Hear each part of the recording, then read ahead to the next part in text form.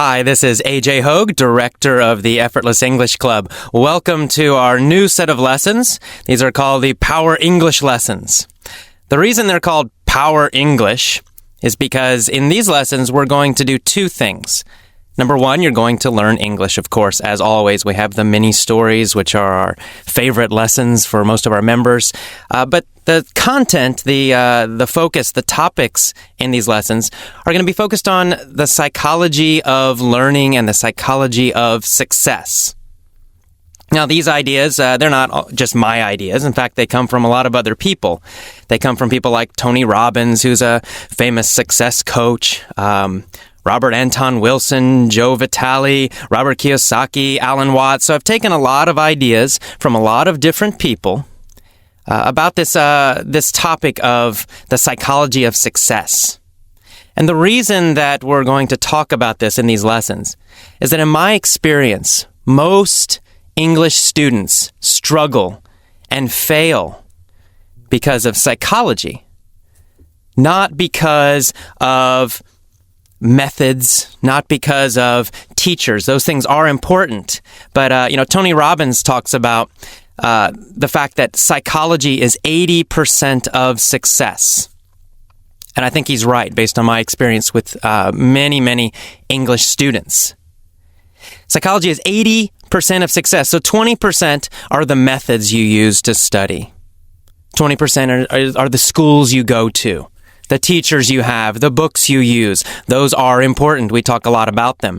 But the other 80% is psychology, your motivation, your emotions, how you manage your time. All of these things are, in fact, much, much more important. What I saw in my classes were that the enthusiastic students, the energetic students, the optimistic students always learned much faster. They succeeded. The ones who failed, the ones who dropped out and quit, the ones who struggled, had the opposite mentality. They had a very negative mentality. Their motivation was low. They tended to be pessimistic.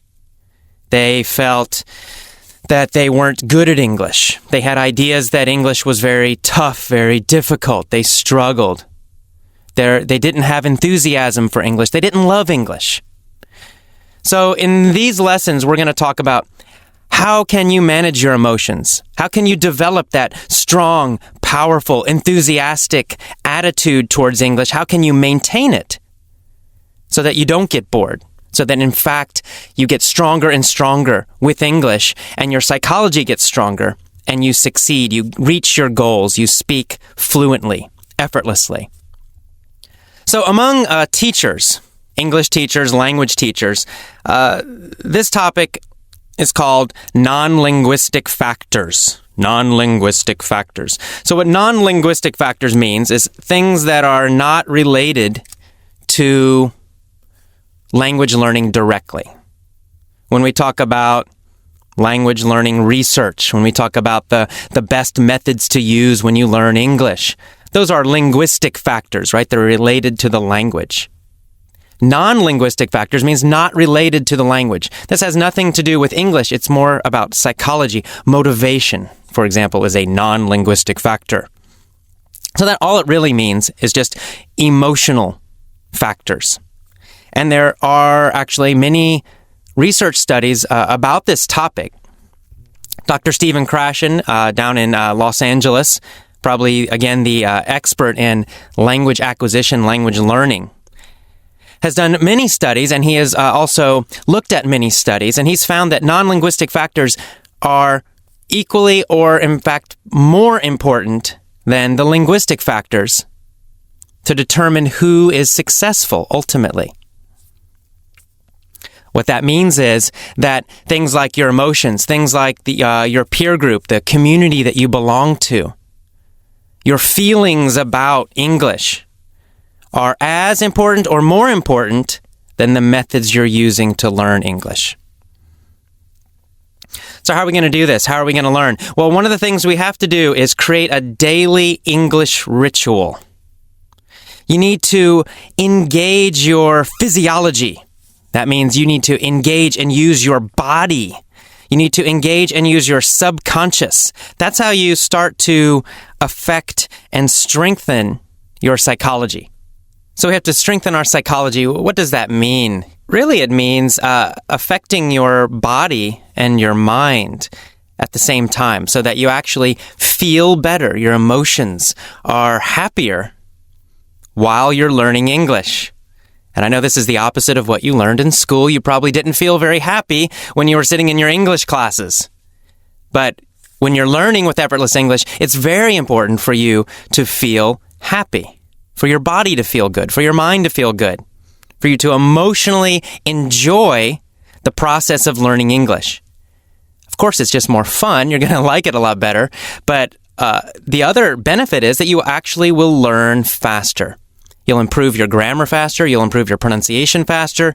You'll remember vocabulary words better, longer, and faster when you feel good.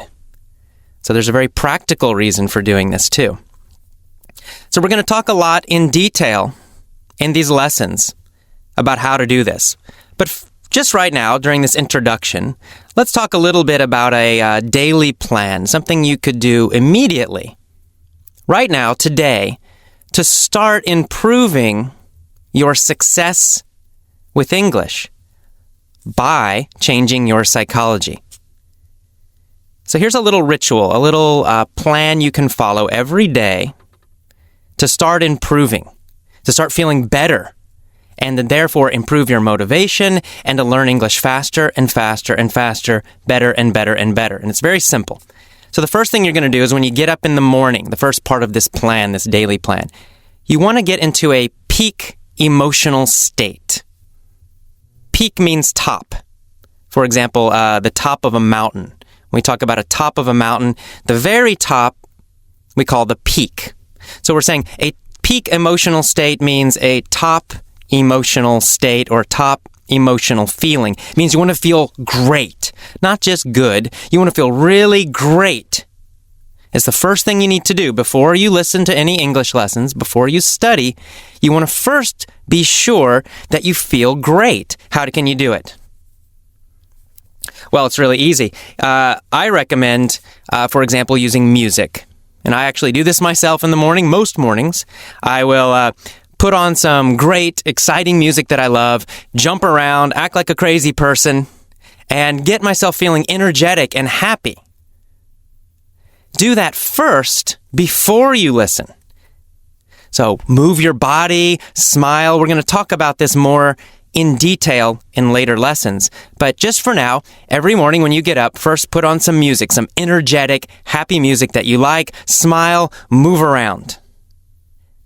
Do that for maybe 5 minutes, maybe 10 minutes. Then when you're feeling really great, your body's moving, you feel like you have energy, you're happy, then start your English lessons. The first thing you want to listen to is the main article, the main audio. That's how you're going to use these lessons. So the first thing is listen to the main talk. And you can read this as well the first time. If you cannot understand easily, you can read the transcript and listen at the same time. Do this perhaps 2 times a day, starting with the main story and reading. Use a dictionary if you need to look up new words. Next, listen to the vocabulary. So in the vocabulary, again, I will discuss the meanings of some of the difficult words that I used. And again, you can read the transcript of that vocabulary lesson. There's always a transcript you can read. If you can't understand my speaking, if I'm too fast, then read at the same time. It's okay. Next, you'll listen to the mini story. And the mini story is the most important lesson. The mini story is designed for deep learning. In the mini story, I'm going to ask a lot of very easy questions while I tell a story. In fact, I really ask the story. I don't tell the story. Why am I doing this? Students ask me, well, why are the questions so easy? Well, the questions are supposed to be easy because I want you to answer fast and automatically. I want you to train your brain, teach your brain to answer very quickly. I don't want you to translate from your language to English or from English to your language. It's a bad habit. It'll make you speak very slowly. I want you to just answer quickly, automatically, very fast. So that's why I ask so many questions, like questions again. Very easy. Your job, answer the questions quickly. You can answer with only 1 or 2 words. It's okay. Short answers are fine. You don't need to answer with a big, long sentence. In fact, short is better. So that's the order that you're going to follow. You're going to listen to the main article first, 1 or 2 times. You can read as well if you need to. Then you're going to listen to the vocabulary 1 or 2 times each day. And then finally, you're going to listen to the mini story 1 or 2 times or more. You can also read the transcript for the mini story in the beginning. Now, another important point when you're listening to these lessons, do not study them. Don't struggle to memorize. Just relax and listen. If necessary, you can read as well, as I said, if you need to. But relax. You're not trying to memorize anything. Just let it come in. Let the English come into your ears and into your eyes. Don't think about it. Don't analyze it. Do not think about grammar. The mini stories will help you learn grammar subconsciously. So don't interrupt that process by trying to analyze it. Don't think about grammar rules. You want to learn like a native speaker, and that means you're going to learn the patterns of English in these mini stories. You might not be able to explain them, just like native speakers usually cannot explain grammar rules. But that's okay. You want to be able to use them correctly. That's the important part. So again, you want to relax. Do not study. Do not think about grammar rules. Do not try to translate. Just relax and listen. That's why we call it effortless English. It should be effortless. You should be smiling, relaxed, and just listening. Now, another important point. You want to move your body while you're listening to the lessons. This will keep your energy high. So, what do I mean by that? Well, a really easy way to do this is just to walk. You've got an iPod, you've got your earphones in, listen to the lessons while you go for a walk. You can do 2 things at one time. You exercise, you improve your body, and you listen to English lessons and improve your mind at the same time. If you're sitting in a train, then maybe you just stretch your body a little bit. If you're in your car, you can move a little bit. You can move around in your seat. If you're at your house, you can go crazy. You can jump around. You can exercise very strongly. You can go to the gym. Do something with your body while you're listening to the lessons. It will keep your energy high. It will keep you feeling better. You'll actually learn faster by doing that. And finally, a very, very important point. You need to use our deep learning method. That means you listen to each lesson set for 1 week or more. So, for example, this introduction, it's got 3 parts. There's a main lecture, a main talk. There's a vocabulary section, and there's a mini story. Well, those 3, you want to listen to those 3 every day for 7 days. You want that repetition. Repetition is very important. You want it to go deeply into your brain. Just 1 time's not enough. Even if it's very easy for you, if you listen, you understand everything, it's simple, still follow the deep learning method. Still listen to the whole set for 1 week or more. On the other hand, if it seems very difficult, well, listen longer. 2 weeks is okay. Doesn't matter. The point is you want it to go very deeply into your brain, which means you want it to be almost effortless. It's just going to go into your brain and eventually just come out without you thinking. And that requires deep learning. It requires a lot of repetition. So that's kind of your basic plan for using these lessons. Again, first, you're going to get into a peak state. You're going to get excited. You're going to jump around. You're going to listen to music. You're going to feel great. Then you're going to listen to the main lecture, the main audio, 1 or 2 times. Then you're going to listen to the vocabulary 1 or 2 times. Then you're going to listen to the mini story 1, 2, 3, 4, 5 times every day. And remember, relax, feel good, and enjoy the lessons while you listen. Okay, that is it for our main section for this introduction. Next is the vocabulary. I'll see you next time. Bye-bye.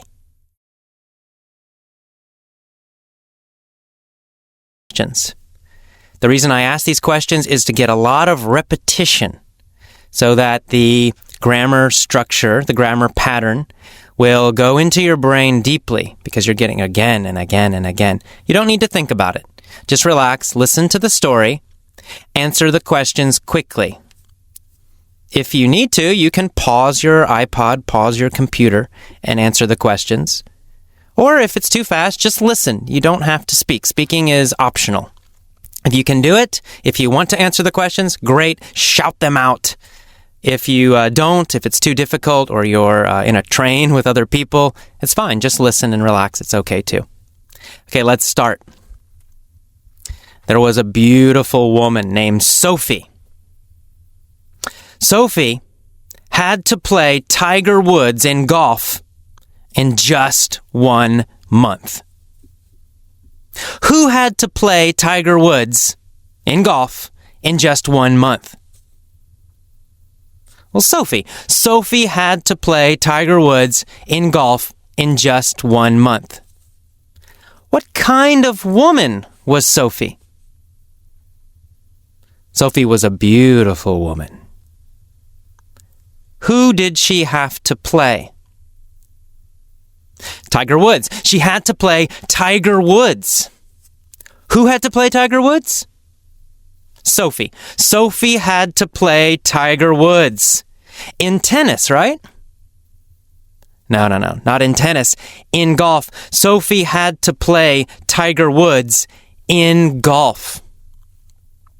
When did Sophie have to play Tiger Woods in golf? In 1 month. Sophie had to play Tiger Woods in golf in just 1 month. Was Sophie worried or was Sophie happy? Well, Sophie was worried. Why was she worried? Well, because Tiger Woods is the #1 golfer in the world. And Sophie was not good. Was Sophie a good golfer? No. Sophie was a terrible golfer, in fact. Was Tiger Woods a good golfer? Well, yes, of course. Tiger Woods was a great golfer, and he still is a great golfer. So, Sophie went to Japan. Where did she go? Japan. Sophie went to Japan. Who went to Japan? That's right, Sophie. Sophie went to Japan. Why did she go to Japan? Well, to find a golf coach. Of course. She went to Japan to find a golf coach. Where did she go to find a golf coach? To Japan. She went to Japan to find a golf coach. To find what? A golf coach. She went to Japan to find a golf coach. She found a coach named Yoda. What was the coach's name? Yoda. The coach's name was Yoda. Was the coach's name Bob? No, the coach's name was not Bob. The coach's name was Yoda. Whose name was Yoda? Well, the coach's name was Yoda. What was Yoda? Yoda was a golf coach. He said, "I can help you learn golf, Sophie." He said, "If you use your subconscious, you will become a golf master." What did Yoda say? He said, "If you use your subconscious, You will become a golf master. What did Sophie need to use? Her subconscious. Yoda said, if you use your subconscious, you will become a golf master. So if she used her subconscious, what would she become? A golf master. He said, if you use your subconscious, you'll become a golf master. Would she become a tennis master? Or would she become a golf master if she used her subconscious? Well, if she used her subconscious, of course, she would become a golf master. What did she have to use? Her subconscious. She had to use her subconscious to become a golf master. Who said this to Sophie? Yoda.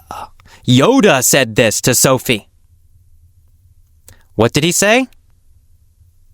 He said, if you use your subconscious, you will become a golf master. So Sophie tried to use her subconscious. She closed her eyes every time she played golf. Yoda said, use your subconscious. Close your eyes. Unfortunately, it didn't work. Did Sophie become a golf master? No, she didn't. She did not. Every time she hit the ball, it went into the trees. Did Sophie try to use her subconscious? Yes, she did. She tried to use her subconscious. She closed her eyes and tried to use her subconscious. When she tried to use her subconscious, was she successful? No, she wasn't. She was not successful when she tried to use her subconscious. Every time she hit the ball, it went into the woods, into the trees. Poor Sophie. So, Sophie went to Hawaii.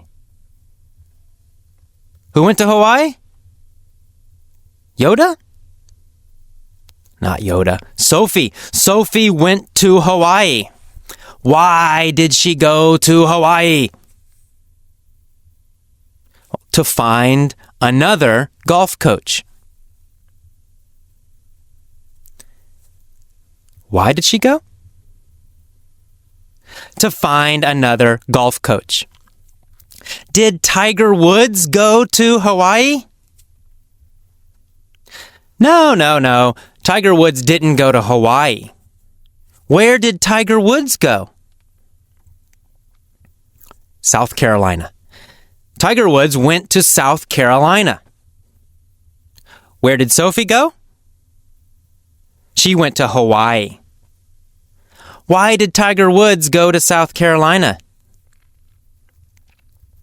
Well, to find a coach. He also wanted a golf coach. He found an Army golf coach. The Army golf coach said, you must run 30 miles every day. Did Tiger Woods close his eyes when he played golf? No. He didn't try to use his subconscious. Tiger Woods ran 30 miles every day. He did not try to use his subconscious. Sophie had tried to use her subconscious. Tiger Woods did not. So Sophie went to Hawaii, and she found a surfing golf coach named Farley. What kind of golf coach did she find? a surfing golf coach? Who found a surfing golf coach? Sophie. Sophie found a surfing golf coach. He said, "If you practice and surf every day, you will always succeed." What did she have to do? She had to practice golf while surfing. Did she have to practice golf and surfing at the same time or at different times? Well, at the same time. She had to practice golf while surfing at the same time as surfing. So she got on the surfboard, she was surfing, and she was trying to play golf at the same time. Who was trying to practice golf while surfing? Tiger Woods? No, not Tiger Woods. Sophie. Sophie was trying to surf while playing golf. She was trying to play golf while surfing. Was she successful? No, unfortunately not. She got very wet, but she did not improve. Was Sophie successful practicing golf and surfing? No, she wasn't. She fell into the water every time she got wet. She was still a terrible golfer. Was Tiger Woods still a terrible golfer? No, of course not. Tiger Woods was still a great golfer, the best golfer. So who was still a terrible golfer? Sophie. Sophie was still a terrible golfer. She had tried to use her subconscious, and she failed. She had tried to surf and play golf, and she had failed. Now she was very worried. Only one more week to play Tiger Woods. She went to San Diego. Why did she go to San Diego? Well, of course, she went to San Diego to find another golf coach. Why did she go? To find another golf coach. She went to Tony Robbins. Who was Tony Robbins? Tony Robbins was a peak performance coach. Was he a peak performance coach? Or did he teach people to do things badly? Well, of course, he was a peak performance coach. He taught people to do things very well. Who was a peak performance coach? Tony Robbins. Tony Robbins was a peak performance coach. Was Sophie a peak performance coach? No, she wasn't. Sophie was a terrible golfer. Tony Robbins was a peak performance coach. Sophie said, "Help me, Tony, help me." Tony said, "If you engage your physiology, you will be a master." What did he say? He said, "If you engage your physiology, you will be a master." Did Tony want her to use her mind, her brain? No. He said, if you engage your physiology, you will be a master. Your body. Did he want her to use her body very well, or did he want her to use her mind, her brain, very well? He wanted her to use her body, her physiology. He said, if you engage your physiology, if you use your body, you will be a master. Who wanted Sophie to engage her physiology. Tony Robbins. Tony Robbins wanted Sophie to engage her physiology. Tony Robbins wanted Sophie to use her body correctly in a peak performance way. Tony taught her to get into a peak state. Did he teach her to feel bad?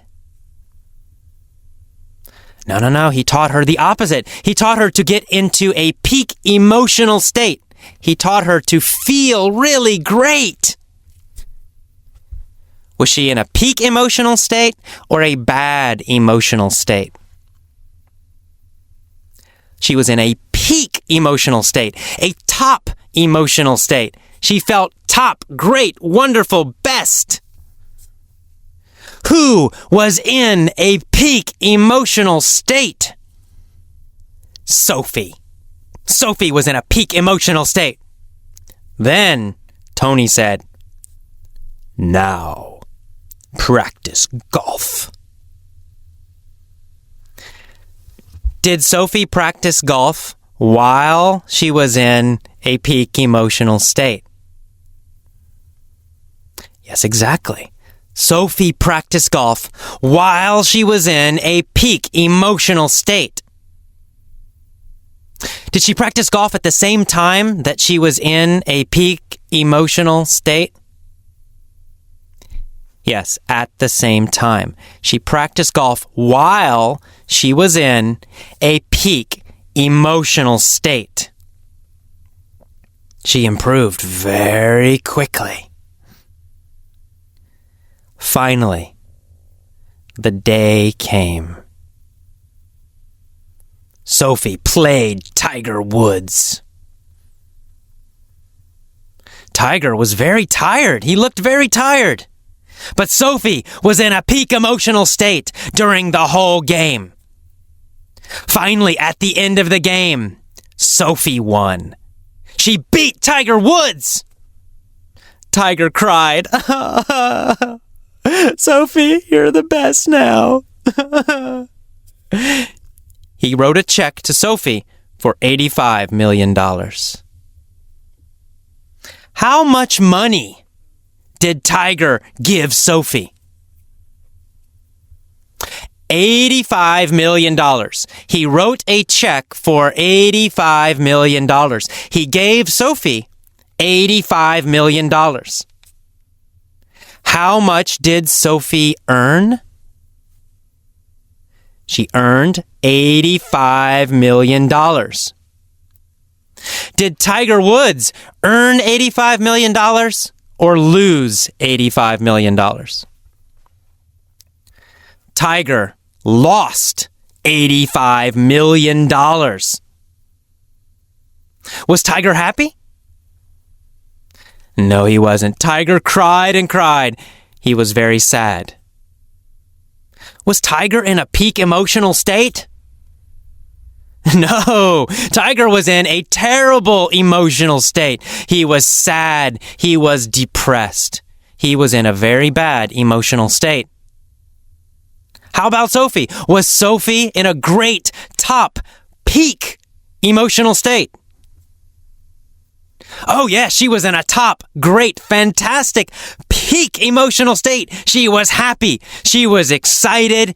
And now, she was rich. Okay, that is the end of the mini story for the Introduction to Power English. Again, listen to this mini story once or twice every day for 7 days or more.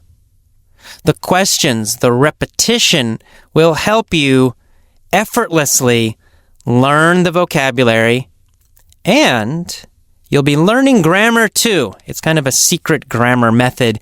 Don't think about the grammar. Please do not think about it.